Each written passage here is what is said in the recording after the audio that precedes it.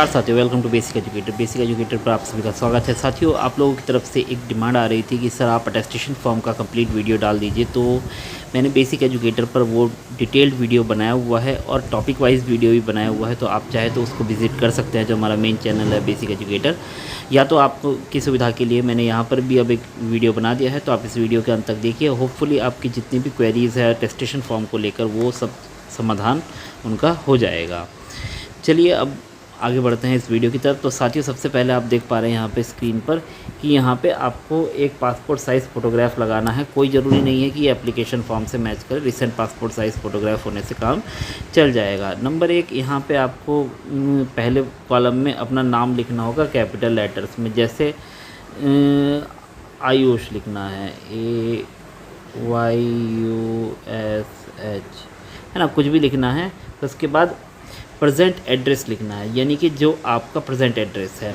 Suppose आप कहीं पे जॉब करते हैं, यानी कि गवर्नमेंट जॉब में है, तो उस केस में आप घर से बाहर जहाँ पे भी आप जॉब कर रहे हैं तो उसका एड्रेस डलेगा, या आप प्रेजेंटली जहाँ पे रह रहे हैं वहाँ का एड्रेस डलेगा। मैं आपको साथियों इसके बारे में बता दूँ कि आपको अगर आप प्राइवेट जॉब कर रहे हैं तो वो दिखाने की कोई ज़रूरत नहीं होती है। तो उस केस में आप प्रेजेंट एड्रेस और होम एड्रेस में एक ही एड्रेस डालिएगा, नहीं तो अननेसेसरली प्रेजेंट एड्रेस पे भी आपका पुलिस वेरिफिकेशन होने के लिए जाएगा। तो अब ये ध्यान रखना, ये प्रेजेंट एड्रेस होम एड्रेस दोनों में पुलिस वेरिफिकेशन होता है। तो आप अगर गवर्नमेंट जॉब में किसी दूसरे स्टेट में नौकरी कर रहे हैं या 200-300 किलोमीटर दूर नौकरी कर रहे हैं तो उस केस में आप प्रेजेंट एड्रेस डालें।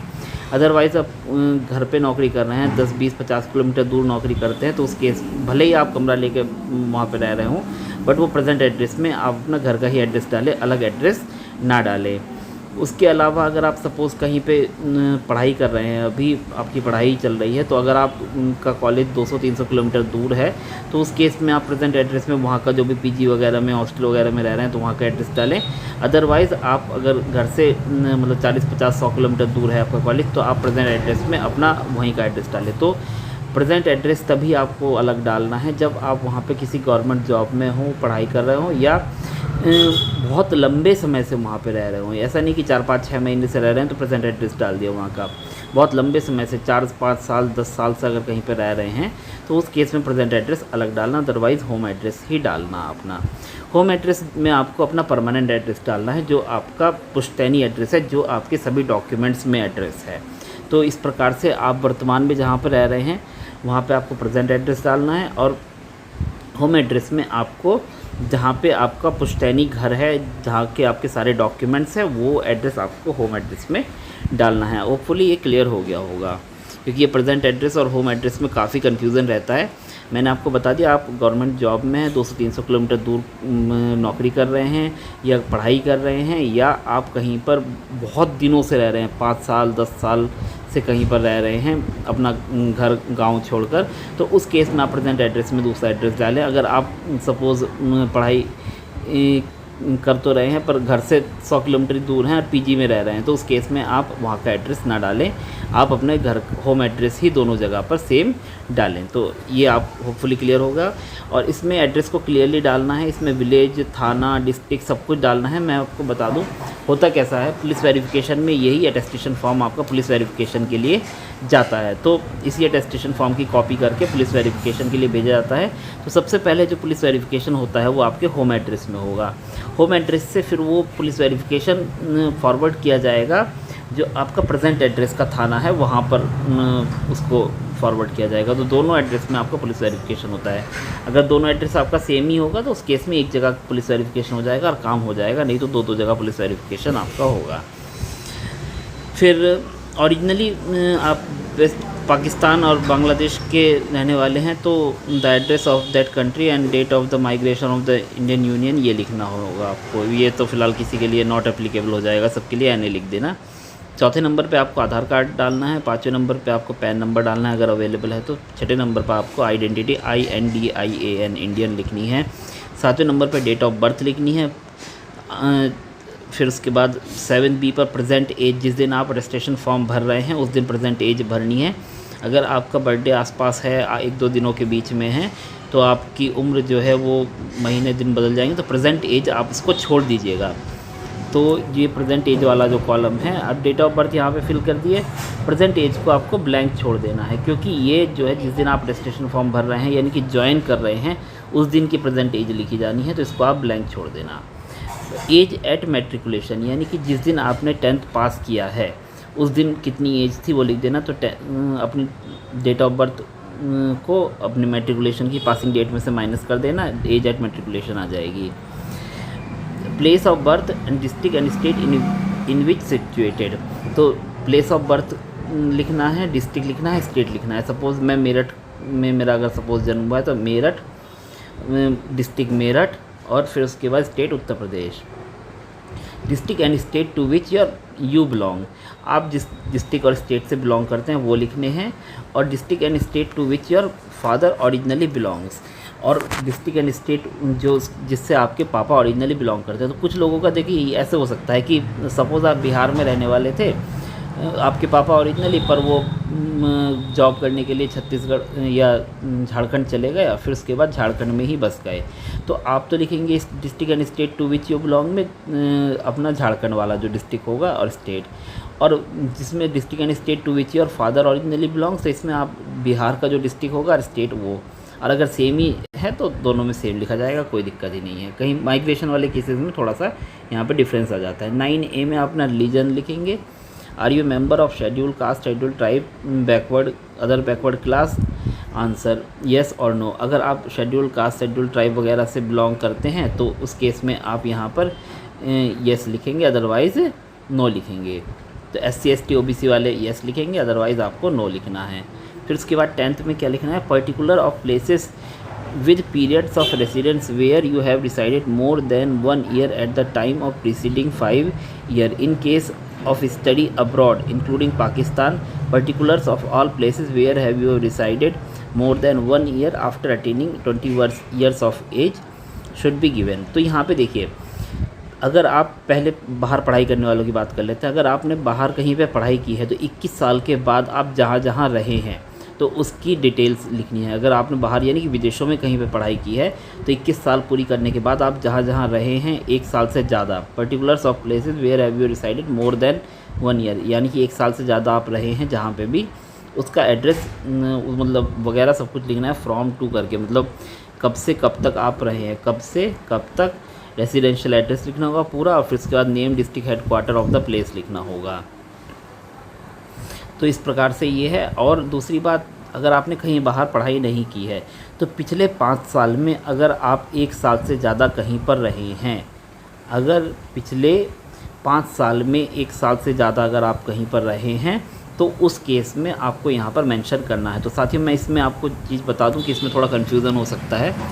सपोज़ आपने पिछले 5 साल में कहीं पे गवर्नमेंट जॉब में थे और 1 साल से ज़्यादा वहाँ पर रहे हैं तो आप इसको मेंशन करेंगे, या आपने किसी दूसरे स्टेट में पढ़ाई की है, सपोज़ आप उत्तर प्रदेश के रहने वाले हैं और दिल्ली में जाके आपने पढ़ाई की है, अपनी DU से पढ़ाई कंप्लीट की है, तो उस केस में आप दिल्ली का जो एड्रेस है वो लिखेंगे यहाँ पर कि कब से कब तक आप दिल्ली में रहे, रेसिडेंशियल एड्रेस यानी कि हॉस्टल में रहे हैं तो हॉस्टल का, PG में रहे तो PG का, और वो सब लिखना है। सपोज़ आप पढ़ाई तो की है आपने बट घर से आपका कॉलेज मतलब 50, 60, 70 किलोमीटर दूर था, बट आप रहते वहीं थे, बट आपका कॉलेज ज़्यादा दूर नहीं था, 50, 60, 70 किलोमीटर दूर था, तो उस केस में आपको यहाँ पे कुछ मेंशन करने की ज़रूरत नहीं है, क्योंकि उस केस में अननेसेसरली ये पुलिस वेरिफिकेशन वहाँ भी जाएगा आपका, क्योंकि इसमें थाना वगैरह सब कुछ पूछते हैं तो पुलिस वेरिफिकेशन वहाँ भी भेजा जाता है कि कोई केस वगैरह वहाँ पर तो दर्ज नहीं है। तो अगर आपका कॉलेज 60, 70, 80 किलोमीटर दूर था, आप भले ही घर से बाहर रहे हैं, फिर भी आपको मेंशन करने की कोई ज़रूरत नहीं है यहाँ पर। ऐसे ही प्राइवेट नौकरी के मामले में है कि प्राइवेट नौकरी आप अगर कहीं कर रहे थे तो वो मेंशन करने की ज़रूरत नहीं है। अगर आप कहीं पे परमानेंट पोस्ट पे बहुत अच्छी प्राइवेट नौकरी में थे तो आप चाहे तो मेंशन कर सकते हैं, बाकी प्राइवेट नौकरी को मेंशन करने की कोई ज़रूरत नहीं होती है। लिखा हुआ है आगे पर्टिकुलर्स में मैं दिखाऊंगा प्राइवेट जॉब का, बाकी उसको दिखाने की ज़रूरत नहीं है। PF अगर कटता था तो मेंशन कर देना, अदरवाइज़ करने की ज़रूरत नहीं है। बाकी अगर आप इसको मेंशन करेंगे तो आपको यहाँ पे पुलिस वेरिफिकेशन आपका यहाँ भी फॉरवर्ड होके जाएगा, पहले आपका परमानेंट एड्रेस में, फिर उसके बाद आपका करेंट एड्रेस में, फिर उसके बाद इन एड्रेसेस पर। तो अगर आप पिछले 5 साल में 1 साल से ज़्यादा अगर कहीं पर रहे हैं तो उसकी डिटेल्स आपको देनी है। तो मैंने आपको बताया किन केसेस में आपको डिटेल्स देनी है। आई होप क्लियर हो गया होगा। फिर उसके बाद 11 नंबर पर क्या है, आपके फादर मदर एंड स्पाउस, यानी कि स्पाउस मतलब जीवन साथी का नाम लिखना है, नेशनलिटी लिखनी है, प्लेस ऑफ बर्थ लिखना है, ऑक्यूपेशन लिखना है। फादर अगर आपके सर्विस में सर्विस, अगर शॉप चलाते हैं तो बिजनेसमैन या जो भी, मदर आपकी हाउसवाइफ है या जो भी। प्रेजेंट पोस्टल एड्रेस लिखना है, यदि मृत्यु हो गई है तो लास्ट एड्रेस जो भी था, और परमानेंट एड्रेस लिखना है उनका। तो प्रेजेंट और परमानेंट एड्रेस अगर एक ही है तो सेम लिख देंगे, अदरवाइज़ अलग अलग है तो अलग अलग लिख देंगे। इस प्रकार से स्पाउस की डिटेल्स आपको लिखनी है। तो ये डिटेल्स हो गई। और प्लेस ऑफ बर्थ में मैं आपको बता दूं कि प्लेस ऑफ बर्थ ये आपका यहाँ भी आया था 8A में। तो इसमें मैं आपको बता दूं कि बहुत सारे साथियों की तरफ से एक क्वेरी आती है कि सर हमारे पास तो बर्थ सर्टिफिकेट ही नहीं है, तो प्लेस ऑफ बर्थ में हम क्या डालें। तो अगर आपके पास बर्थ सर्टिफिकेट नहीं है तो उस केस में प्लेस ऑफ बर्थ में आप अपना होम एड्रेस जो भी है, होम एड्रेस का जो भी प्लेस है, डिस्ट्रिक्ट है और स्टेट है, वही मेंशन कर देंगे, कोई दिक्कत नहीं है। अगर आपको कभी बर्थ सर्टिफिकेट इशू हुआ है तो आप अपने बर्थ सर्टिफिकेट में देख लेंगे कि क्या प्लेस, डिस्ट्रिक्ट, स्टेट दिया हुआ है, वो उसके अकॉर्डिंग भर लेंगे। इसका कोई भी बर्थ सर्टिफिकेट या कोई भी प्रमाण नहीं मांगा जाता है प्लेस ऑफ बर्थ का, ये आप ध्यान रखिए। प्लेस ऑफ बर्थ का कोई भी प्रमाण नहीं मांगा जाता है आपसे, ये आप मान के चलिए, ठीक है।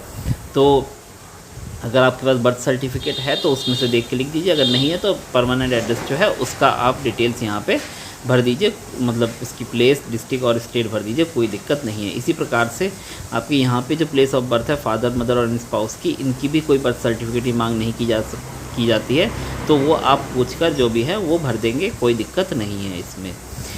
12 नंबर क्या है, information to be furnished with son daughters in case they are studying living in foreign country.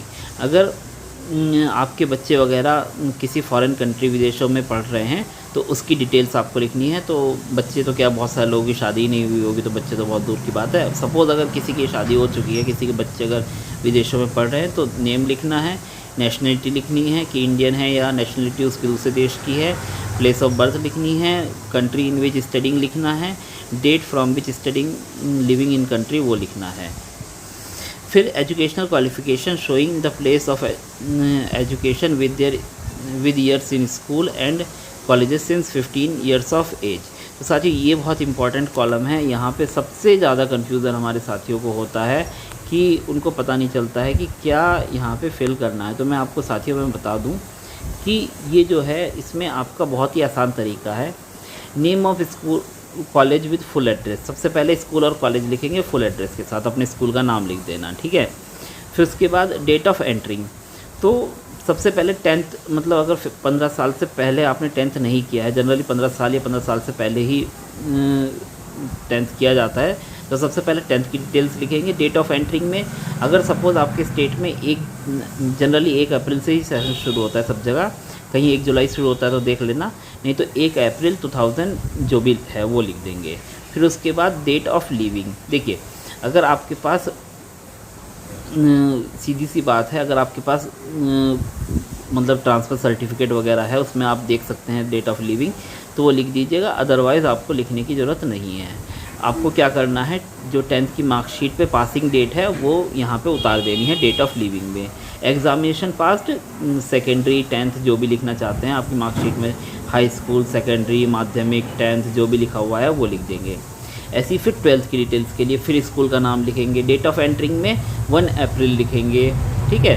फिर उसके बाद डेट ऑफ लिविंग में जो 12th की आपकी टीसी कटी होगी वो डेट अगर आपके पास है तो लिख देना है, अदरवाइज़ अगर नहीं है तो आपको बिल्कुल भी टेंशन नहीं लेनी है, परेशान बिल्कुल भी नहीं होना। जो आपकी 12th की मार्कशीट या पासिंग सर्टिफिकेट में जो डेट है वो लिख देंगे वहाँ पर। एग्ज़ामिनेशन पास्ट में आप सीनियर सेकेंडरी, इंटरमीडिएट, उच्च माध्यमिक या जो भी 12th लिखते हैं वो लिख देंगे। फिर उसके बाद आप ग्रेजुएशन के कॉलेज का नाम लिखेंगे अपने। डेट ऑफ एंट्रिंग में कॉलेजेस में जनरली 1 जुलाई होता है तो 1 जुलाई लिखेंगे। और डेट ऑफ लीविंग में जो पासिंग डेट है आप 3rd ईयर में, मतलब ग्रेजुएशन के 3rd ईयर में जो आपकी पासिंग डेट है वो लिखेंगे। और एग्ज़ामिनेशन पास BA, BSc, BCom, BTech जो भी है वो लिख देंगे। ऐसी फिर उसके बाद अगला अपने कॉलेज का नाम लिखेंगे। डेट ऑफ एंट्रिंग 1 जुलाई लिखेंगे। अब देखिए हो सकता है कि पास आपने ग्रेजुएशन अगस्त में हुआ हो फिर उसके बाद बीएड का एडमिशन का है तो वो प्रोविजनल एडमिशन हो जाएगा। वो थोड़ा सा अगर 1 जुलाई भी दिखा देंगे, बीएड में ओवरलैपिंग होती है 1-2 महीने की, तो कोई फ़र्क नहीं पड़ता है। तो फिर उसके बाद कॉलेज का नाम लिखेंगे, डेट ऑफ एंट्रिंग में 1 जुलाई, डेट ऑफ लीविंग में आपका जो भी बीएड का पासिंग डेट है वो लिख देंगे, और फिर उसके बाद एग्जामिनेशन पास बीएड, फिर उसके बाद कॉलेज का नाम लिखेंगे, फिर उसके बाद डेट ऑफ एंट्रिंग में 1 जुलाई लिख देंगे, डेट ऑफ लीविंग में जो आपने एमए पास किया है सेकेंड ईयर उसके फाइनल ईयर की जो डेट है पासिंग डेट वो लिखेंगे, एग्जामिनेशन पास एमए। इस तरीके से आप अपनी जो है एजुकेशनल डिटेल्स भर सकते हैं। अगर आपके पास टीसी अवेलेबल है, टीसी की कॉपी वगैरह, तो उसमें से देख के लिख देना। अदरवाइज़ आप 1 जुलाई और मार्कशीट पे जो पासिंग डेट है, सर्टिफिकेट पे जो पासिंग डेट है वो लिख देंगे। साथियों यहाँ पे एक चीज़ दिख रही है, हर पेज पे आपको यहाँ पर सिग्नेचर दिख रहा है। तो यहाँ पे सिग्नेचर किसका करवाना है? यहाँ पे किसी का सिग्नेचर नहीं करवाना है, अपना सिग्नेचर करना है। 14 पॉइंट है, आर यू होल्डिंग और have any time held an appointment under central or state government or semi government or quasi government or an autonomous body or a public sector undertaking or a private firm or institution, if so give full details and with date of employment up to date। फिर उसके बाद यहाँ पे आपको वो सब details देनी है। तो साथियों इसमें पीरियड्स लिख देना है कि कब से कब तक आप नौकरी में थे, डेजिग्नेशन क्या थी आपकी, और नेचर ऑफ एम्प्लॉयमेंट क्या था। तो यहाँ पे आपको फ्रॉम टू में वो लिख देंगे। डेजिग्नेशन जो भी, मान लीजिए आप अभी प्राइमरी में असिस्टेंट टीचर थे तो एटी प्राइमरी लिख देंगे, और फिर उसके बाद नेचर ऑफ एम्प्लॉयमेंट में परमानेंट लिख देंगे यहाँ पे परमानेंट। फिर उसके बाद employer and address of the employer, फिर उसके बाद full name and employer of the address of the employer. जैसे यूपी में मान लीजिए आप प्राइमरी टीचर हैं तो यहाँ पे आप फुल नेम लिखेंगे बेसिक शिक्षा अधिकारी, ठीक है। फिर उसके बाद एड्रेस में डिस्ट्रिक्ट उत्तर प्रदेश, इस तरीके से डिस्ट्रिक्ट मेरठ उत्तर प्रदेश। फिर उसके बाद reason for leaving previous service, और प्रीवियस सर्विस छोड़ने के जो रीज़न है वो लिख देना। सिलेक्शन इन टीजीटी, इस तरीके से आप लिख सकते हैं। साथियों मैं बता दूं इसमें प्राइवेट फर्म का दिया हुआ है, बाकी प्राइवेट फर्म का आपको दिखाने की कोई ज़रूरत नहीं होती है। अगर आप चाहें तो, इच्छा है, पीएफ वगैरह कट रहा है, 8-10 साल से नौकरी कर रहे हैं तो चाहे तो आप दिखा देना। नहीं तो यहाँ का प्राइवेट फर्म का अगर आप मतलब 1-2 साल से नौकरी कर रहे हैं, कोई परमानेंट स्ट्रक्चर में आप नौकरी नहीं कर रहे हैं, तो कुछ भी दिखाने की ज़रूरत नहीं है, कोई नेसेसरी नहीं होता प्राइवेट जॉब का। तो आप ये ध्यान रखना, प्राइवेट जॉब का कुछ मतलब कंपलसरी नहीं है दिखाने का। फिर इसके बाद 14 पॉइंट है, if the previous employer was under the government of India, state government undertaking own by control government of India, state government, autonomous organisation, local university, local body, if you had left service on giving months notice under Rule 5 of Central Services Rules 5 or any other similar corresponding rules, were any disciplinary proceedings framed against you, or had you been called upon explain your conduct in any matter that at that time you give notice of termination of service at a subsequent dates before your service actually terminated। यानी कि क्या आपने 1 month notice देके नौकरी छोड़ी है, और जब आपने नौकरी छोड़ी है तब आपके खिलाफ़ कोई वैधानिक कार्रवाई, डिसिप्लिनरी एक्शन यानी कि डिपार्टमेंटल कार्रवाई तो नहीं चल रही थी। अगर चल रही थी तो उसकी डिटेल्स आपको देनी है। इसके अलावा 15 नंबर पर जो आपकी केस वगैरह की डिटेल्स है वो होती है। Have you ever kept under detention, क्या आपको कभी गिरफ़्तार किया गया है। Have you ever been arrested, मतलब डिटेंशन मतलब नज़रबंद किया गया है। डिटेंशन घर पे भी किया जा सकता है। Have you ever been arrested, क्या आपको गिरफ़्तार कभी किया गया है। Have you ever been prosecuted, क्या आपको किसी क्रिमिनल केस, किसी केस में गिल्टी वो किया गया है। It that is has a chargesheet in criminal case been filed against you in court of law. Have you been prosecuted, यानी कि किसी क्रिमिनल केस में आपके खिलाफ़ कोई चार्जशीट किसी कोर्ट में दाखिल हुई है या नहीं है। देखिए प्रोसिक्यूटेड अलग होता है, कन्विक्टेड अलग होता है। प्रोसिक्यूटेड मतलब आपके खिलाफ़ केस चलाया गया है या नहीं, और कन्विक्टेड मतलब आपको दोषी करार दिया गया है या नहीं। तो प्रोसिक्यूटेड है यहाँ पर, कन्विक्टेड नहीं है। प्रोसिक्यूटेड कि आपके खिलाफ़ कभी कोई केस चला है या नहीं, कोर्ट ऑफ लॉ में वो लिखना है।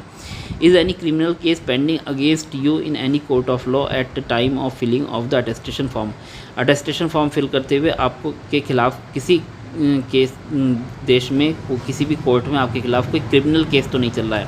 साथियों आपको ये ध्यान देना है, सिविल सूट हो सकता है आपके खिलाफ़ कि मतलब ज़मीन जायदाद के मसले में सिविल सूट होते हैं, तो सिविल सूट अलग चीज़ है, वो सब नहीं है। या चालान वगैरह हो सकता है आपका मतलब गाड़ी का, या जैसे कोरोना के समय मास्क वास्क पे हो गए थे लोगों के चालान, वो सब क्रिमिनल एक्ट में नहीं आते हैं, तो वो सिविल केस होते हैं, तो वो उसमें काउंट नहीं होगा। अगर आपके खिलाफ़ कोई क्रिमिनल केस है, यानी कि मारने धमकाने इस तरीके का कोई केस है, तो उसमें आपको यस करना है। Have you ever been convicted by court of law for any offence. अब यहाँ पे देखिए, यहाँ पे आपको किसी भी ऑफेंस के लिए, किसी भी जुर्म के लिए किसी कोर्ट ऑफ लॉ, किसी कोर्ट के द्वारा कन्विक्ट किया गया है, यानी कि दोषी करार दिया गया है या नहीं, ये हाँ या ना में लिख लेना है जवाब। Have you ever been discharge expelled withdrawn from any training institution under government of India. क्या आपको कभी बाहर निकाला गया है किसी ट्रेनिंग इंस्टीट्यूशन से गवर्नमेंट ऑफ इंडिया के। Have you ever been rusticated by university और एनी अदर एजुकेशनल इंस्टीट्यूशन। किसी एजुकेशनल इंस्टीट्यूशन या यूनिवर्सिटी से आपको रेस्टिकेट तो नहीं किया गया है। Have you ever been debarred disqualified by any public service commission, staff selection commission और it's for any of its examination selection. क्या आपको कभी पब्लिक सर्विस कमीशन या स्टाफ सिलेक्शन कमीशन के द्वारा डिबार या डिस्क्वालीफाई किया गया है अपनी किसी एग्जामिनेशन के लिए। येस या नो में जवाब देना है। अब देखिए दूसरा पॉइंट इसमें बहुत इंपॉर्टेंट हो जाता है यहाँ पर कि if answer to any of the above mentioned question is yes, give full particulars of the case, arrested, detention, fine, conviction, sentence, punishment, etc., or the nature of the case pending in the court, university, educational authority, etc. at time of filling of this attestation form। तो अगर इनमें से किसी में भी आपने yes किया है, अगर सब में नो है तो अच्छी बात है, सब में no no no no no no कर देना है, और ये वाला कॉलम जो है ब्लैंक छोड़ देना है या नॉट एप्लीकेबल कर देना है, NA लिख देना है इसमें। बट अगर किसी में भी आपने येस लिखा है तो उस केस में आपको यहाँ पर अपनी जो डिटेल्स हैं वो लिखनी ही होगी। मतलब सपोज़ आपको कभी कन्विक्ट किया गया है किसी केस में, तो आपको लिखना होगा कि इस कोर्ट में मतलब केस संख्या इसमें मुझे कन्विक्ट किया गया और इतने साल की सज़ा दी गई थी, या इतने रुपए मुझ पर फ़ाइन किया गया था, या जो भी है। या आपको कभी किसी एग्ज़ामिनेशन वगैरह में या किसी कॉलेज से रस्टिकेट किया गया है तो लिखना है कि इस यूनिवर्सिटी में या इस कॉलेज में मुझे इतने साल के लिए रस्टिकेट किया गया था, या जो भी इतने समय के लिए रस्टिकेट किया गया था, जो भी है मतलब वो डिटेल्स आपको यहाँ पर फिल करनी होगी। और मैं आपको बता दूँ साथियों, यहाँ पे आपको कुछ भी नहीं छुपाना है। ये एक कड़ी चेतावनी है मेरी तरफ से, क्योंकि कौन सा जिन कब निकल के आ जाए कुछ नहीं पता है। तो यहाँ पे आपको यहाँ पे एक झूठी डिक्लेरेशन, यानी कि आपने एक भी बात छुपाई और वो कभी सामने आ गई तो आपकी नौकरी ख़त्म हो सकती है इस केस वाले मामले में, और किसी मामले में नहीं। केस के मामले में अगर कोई भी मामला अगर आपका सामने निकल के आता है बाद में भविष्य में और आपने उसकी डिटेल्स नहीं फिल की है तो आपकी नौकरी भी ख़त्म हो सकती है। ये बहुत ही बड़ी चेतावनी है। तो यहाँ पे जो भी डिटेल्स भरे आप बिल्कुल सच्चाई के साथ और बिल्कुल एकदम ट्रुथफुली डिटेल आपको यहाँ पे भरनी है। अगला वो है, देखिए, नेम ऑफ टू, हाँ, specific answer to each question should be given by striking out yes और नो एज केस में बी। स्ट्राइकिंग आउट मतलब यहाँ पे क्या करना है, जैसे आपको नो नो करना है तो येस वाले पे क्या कर देना है, लाइन खींच देनी है। स्ट्राइकिंग आउट मतलब येस वाले पे आपको लाइन खींच देनी है ऐसे करके, यानी कि आपका जो ये नो है ये सही हो जाएगा। इस तरीके से येस वाले पे लाइन खींच देनी है, स्ट्राइकिंग आउट। फिर ये name of two responsible person of your locality to whom references to whom you are known. यहाँ पे दो लोगों के नाम लिखने हैं अपनी लोकेलिटी के। तो यहाँ पे मैं आपको बता दूँ कि जो आपके लोकल जो दो बंदे हैं उन लोगों के आपको यहाँ पे नाम लिख देने हैं, और कोशिश करिए कि वो आपके सिर्फ पड़ोसी हो, ब्लड रिलेटिव्स ना हो। ब्लड रिलेटिव्स के नाम लिखना आप अवॉइड कीजिए। देखिए ऐसे कोई हार्ड एंड फास्ट रूल नहीं होता है, बट ये जो है एक तरीके से आपके वेरीफायर होते हैं कंडक्ट के और सब चीज़ के कि ये यहाँ पे रहते हैं या नहीं। तो जो गवाही है वो मतलब इनसे गवाही लेने कोई नहीं जा रहा है, मतलब फिर भी वो ब्लड रिलेटिव की नहीं मानी जाती है। तो इस केस में आपको कोशिश करनी है कि आपके पड़ोस के जो समृद्ध लोग हैं, जो आपके रिलेटिव ना हो, उनके ही नाम यहाँ पर आप भरें। बाकी अगर आपने ब्लड रिलेटिव के भर दिए हैं तो कोई दिक्कत कुछ नहीं है, बट उस केस में मतलब वो सही नहीं होता है। आपको यहाँ पर कोशिश करनी चाहिए कि अपने नेबर्स के नाम लिखें और ऐसे नाम लिखें कि जो आपके ब्लड रिलेटिव ना हो, और ज़रूरत पड़ने पर आपके खिलाफ़ कुछ ना बोले। मतलब अगर पुलिस वाले आए पूछे कि भाई ये बंदा यहाँ पे रहता है, तो बता दें कि हाँ ये बंदा यहाँ पे रहता है। समृद्ध लोग हों, ठीक ठाक लोग हों, उनके नाम आप यहाँ पर लिखें। डिक्लेरेशन यहाँ पे मतलब वही चीज़ है कि मैंने कोई झूठी इन्फॉर्मेशन नहीं दी, ये वो दुनिया भर की बात। फिर उसमें यहाँ पे आप अपने सिग्नेचर कर देंगे, डेट और प्लेस लिख देंगे।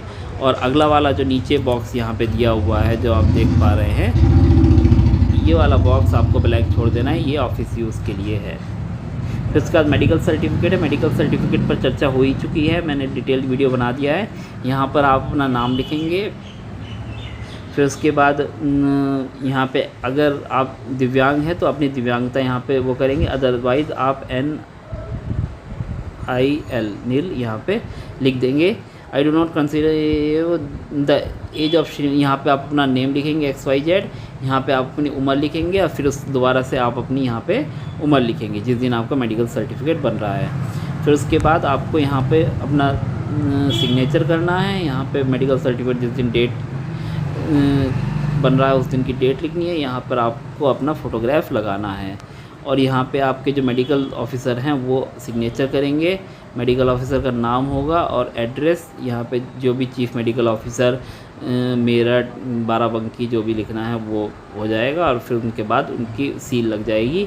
और एड्रेस में जनरली सील लगने से ही, मोहर लगने से काम चल जाएगी। यहाँ पे जो फ़ोटो लगेगा आपका, उस फ़ोटो के साथ यहाँ पे फ़ोटो प्लस फॉर्म पे जो ऑफिस सील है वहाँ की वो भी लगेगी। तो यहाँ पे लिखा है seal should be spread over form and photograph. और ये जो मेडिकल सर्टिफिकेट है, ये आपके यहाँ पे जो मेडिकल सर्टिफिकेट आपका जो बनना है वो मतलब एक सिविल सर्जन रैंक का ऑफिसर बनाएगा या डिस्ट्रिक्ट मेडिकल ऑफिसर, यानी कि हमारे जैसे यूपी में चीफ मेडिकल ऑफिसर होते हैं वो बनाएंगे, या इक्वलेंट स्टेटस के गवर्नमेंट हॉस्पिटल के डॉक्टर जैसे जिला चिकित्सालय में चीफ मेडिकल सुपरिटेंडेंट होते हैं, मुख्य चिकित्सा अधीक्षक होते हैं, वो भी इक्वलेंट रैंक के ऑफिसर होते हैं, तो वो भी इस मेडिकल सर्टिफिकेट को बना सकते हैं। तो आप किसी गवर्नमेंट हॉस्पिटल की, यानी कि मल्टी स्पेशलिटी अगर हॉस्पिटल है या मेडिकल कॉलेज है तो वहाँ पे सिविल सर्जन रैंक के जो ऑफिसर हैं उनसे बनवा सकते हैं, या CMO जो होते हैं चीफ मेडिकल ऑफिसर उनसे बनवा सकते हैं, या जो जिला चिकित्सालय होता है उसमें चीफ मेडिकल सुपरिटेंडेंट, जिला मुख्य चिकित्सा अधीक्षक होते हैं, उनसे भी आप मेडिकल सर्टिफिकेट ये बनवा सकते हैं।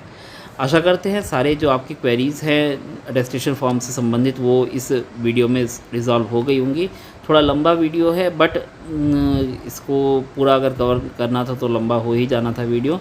और इसके रिगार्डिंग अगर आपकी अभी भी कोई क्वेरी रह जाती है तो आप कमेंट बॉक्स में कमेंट कर सकते हैं, या टेलीग्राम पर जुड़कर अपनी समस्या रख सकते हैं। आपकी जो भी समस्या है उसका समाधान करने का प्रयास किया जाएगा। और अगर आपको हमारा काम अच्छा लगता है तो बेसिक एजुकेटर को जिस प्रकार से आपने अपना प्यार दिया है, सोशल एजुकेटर को भी सब्सक्राइब कीजिए, वीडियो को लाइक कीजिए और अपने साथियों के साथ शेयर कीजिए। सब्सक्राइब की संख्या अभी भी बहुत कम है, पता नहीं क्यों इतने साथी वीडियो देखते हैं सब्सक्राइब नहीं करते हैं, तो बड़ा दुख होता है। और इसके हम आपके लिए देखिए जितना तुरंत मतलब जल्दी से जल्दी अपडेट हो वो लाने का प्रयास करते हैं। छत्तीसगढ़ की लिस्ट आई और तुरंत आप लोगों के साथ मैंने शेयर कर दिया है उसको। तो साथियों आप बिल्कुल निश्चिंत रहिए, अगर आप हमने फॉलो कर रहे हैं तो सत्य और प्रामाणिक खबरें सबसे तेज़ गति से आपको हमारे चैनल पर ही मिलेगी। तो चैनल को सब्सक्राइब जरूर करके रखें। धन्यवाद, thank you, thanks for being with basic educator.